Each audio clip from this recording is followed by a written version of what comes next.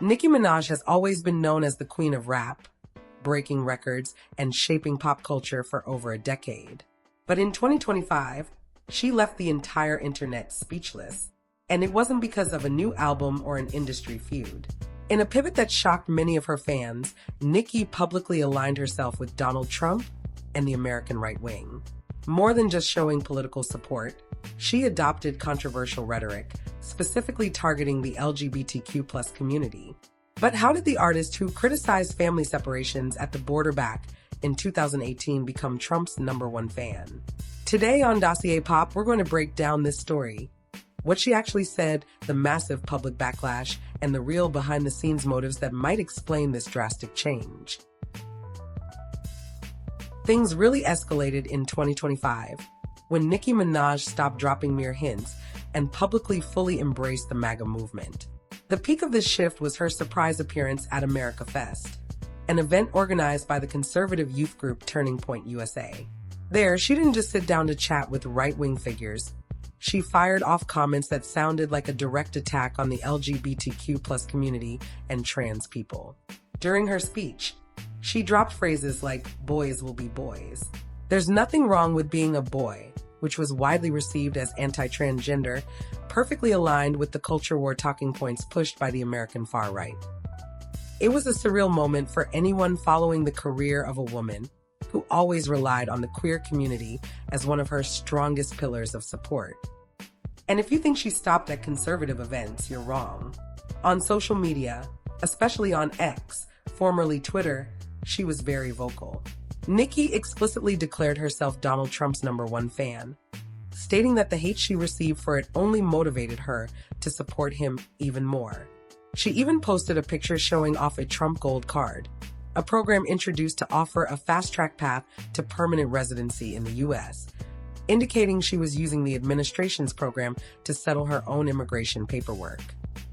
Furthermore, she praised Trump publicly, calling him a handsome, dashing president, and started attacking left-wing politicians. Her main target was California Governor Gavin Newsom, whom she even referred to by the derogatory nickname often used by Trump, "New Scum." The reaction to all of this, the infamous backlash, was immediate and heavy.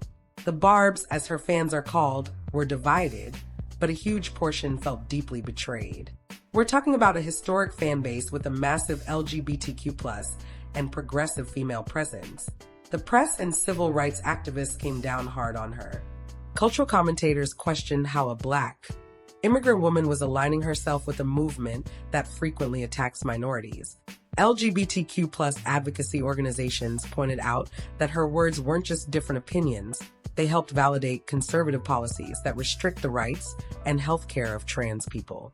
The general sentiment was one of hypocrisy. Someone who built her career embraced by marginalized groups was now throwing them under the bus.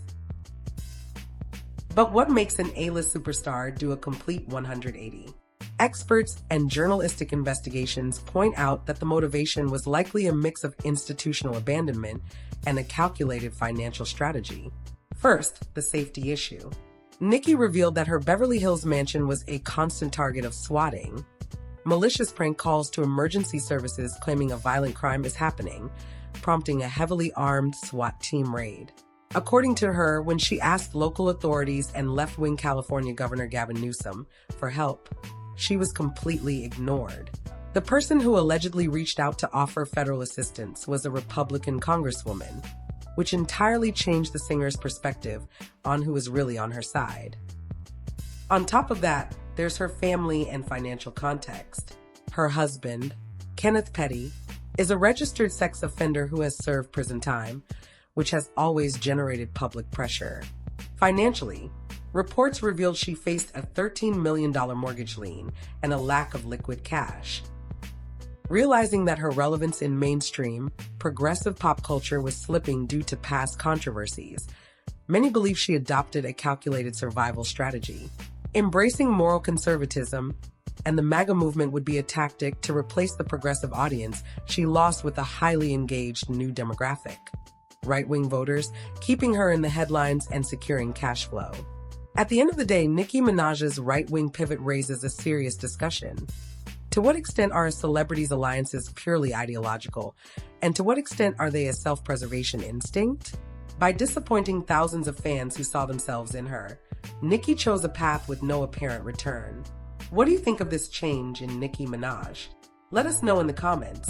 If you like this video, don't forget to like and subscribe.